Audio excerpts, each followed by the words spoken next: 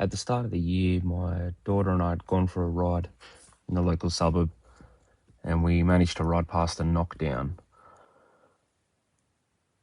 Now, if you don't know, when a house is knocked down, it takes a day. It's crazy. So I jumped off the bike quickly and I ran over to the machine operator and I asked him where the timber was going. And he said he was happy to sell it on. So I ended up going back later that afternoon and picking up a heap of all this timber. So I started, I cut it up and left it there for a little while and earmarked it for this job here. So I've started to mill it down. This was, I think, about February this year.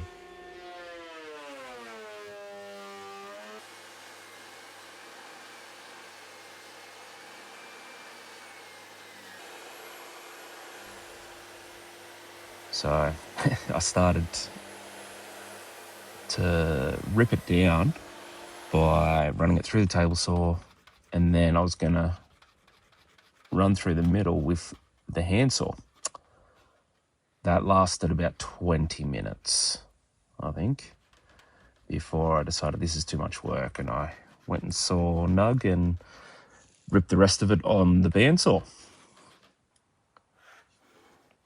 The timber then sat there for, I think, about 5 months as my day job of wedding photographer kicked into season, and now I'm having to wear a jumper because it's the middle of winter.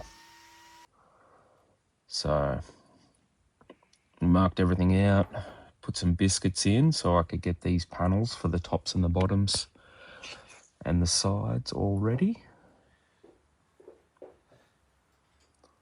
These panel clamps have been an absolute saviour, managing to apply pressure from all 4 sides.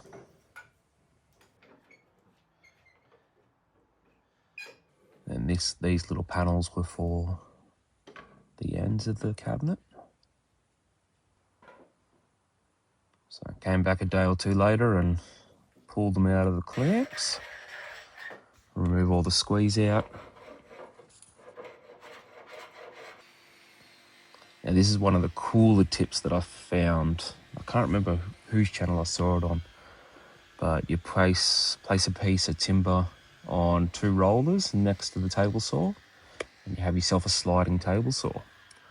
So that was much easier to cut my miters on rather than trying to do that on my very inaccurate miter saw. So I did them here, and then a bit of knot filling and all that for the panels that weren't really going to be seen. This knot filler from Hammeroo's been absolutely priceless.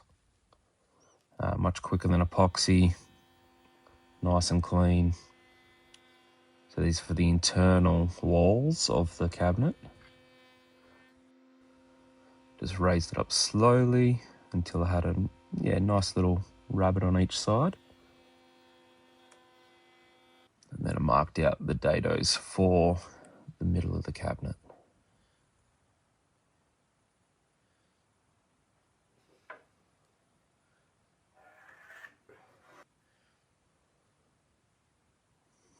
Now don't get too concerned about the band-aids. I get severe eczema, and the sawdust just happens to dry out the skin even faster, which is very handy.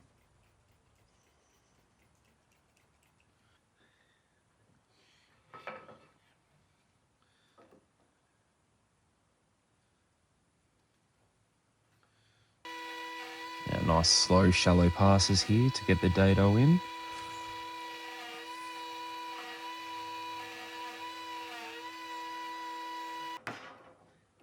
And then cleaning up with my brand new chisels that I bought in Japan. Found a very cool hand tool shop in Tokyo called Inoue, I think, Inoue. Scott Brown went there on his channel, and I had to go and have a look, and I think I spent $500 or $600. It was just the most beautiful shop. Yeah, get rid of these ends so that the supports will slide right in flush to the front of the cabinet. And then to also make sure everything was square, got to use my brand new Japanese hand plane, which is by far the best hand plane I've ever used after I learnt how to set it up. There we go. And then I shortened the back of the supports up so that the French cleat can fit in to hang it against the wall. And then the always fun sanding montage.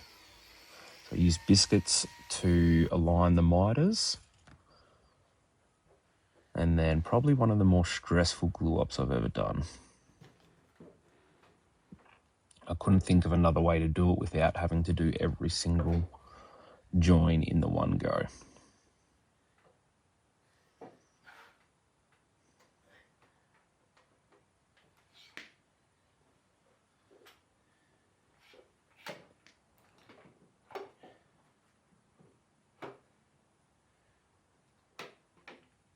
So I think I did manage to end up using every single clamp in the shop, or close to it.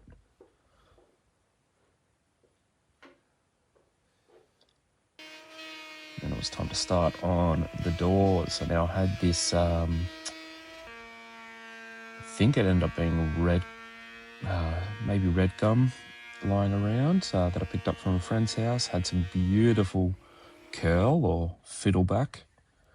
So I decided to use that for the door as a bit of an accent piece. So I book matched them and put them together that way. So while that was gluing up, I could finally take the 45 million clamps off the cabinet. And I'm cutting the French cleat. So that's going to go on the inside, so you can see where I've cut those supports short. Now I probably could have glued it in, but I decided to run some dowels in just to make it as strong as possible. You can see the laser running in the background there as well. Printed these really cool, well, designed and printed these clamping blocks on my 3D printer to hold those 45-degree angles easier without any damage. Now cutting the doors to size now, you can see the book match there and the fiddleback looking amazing. So I did screw down the French cleat to act as a clamp with all the intention of coming back to drill it out and run some dowels through, so it still kept a bit of extra strength, but also made sure that the glue had enough clamping force to keep it nice and tight. Then I added, just for luck, a few extra dowels on the side to run straight into that French cleat, as this timber is really heavy. So I wanted to make sure that there was no chance of that French cleat ripping loose completely. Now this is one I wasn't sure of. I couldn't decide if I was going to go flush with the doors or if I should do a 45-degree chamfer on each of them and have the doors inset. So ran over to Instagram and it was actually pretty split. I think the chamfer won out just, but I decided to just back myself and go with it. So cleaned up the corners by hand to get it right into that 90-degree angle.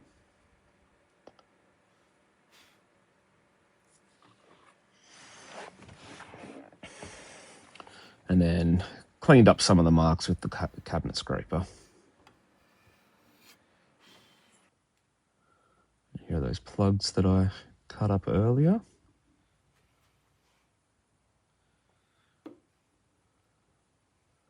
So I took my time, aligned the grain in the right direction, and that made a world of difference in helping those plugs just completely disappear.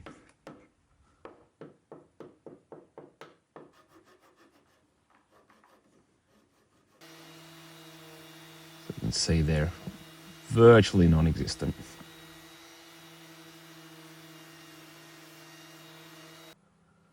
Time for the cabinet door hardware.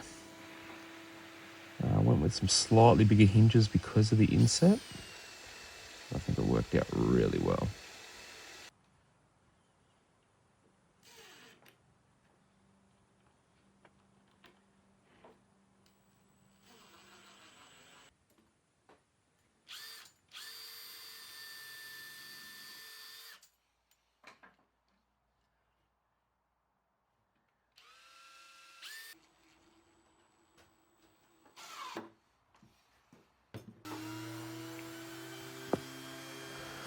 Another one of my very cool 3D prints.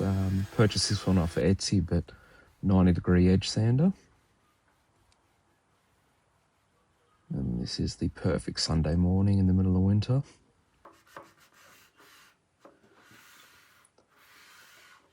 And then a 45-degree sand, again off the 3D printer.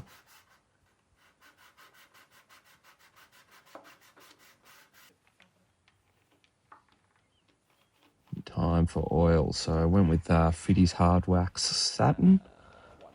Fitty's I'm having the best luck with at the moment. I think it's coming up quite nicely. So I was roll on from the Apprentice. And then once it's dry, give it a rub back, denib. Then roll on again. And then I think I rubbed it back once more. And then did a wipe on to try and get the smoothest finish I could. Is this going to be the front part? Yeah, these are the front of the doors.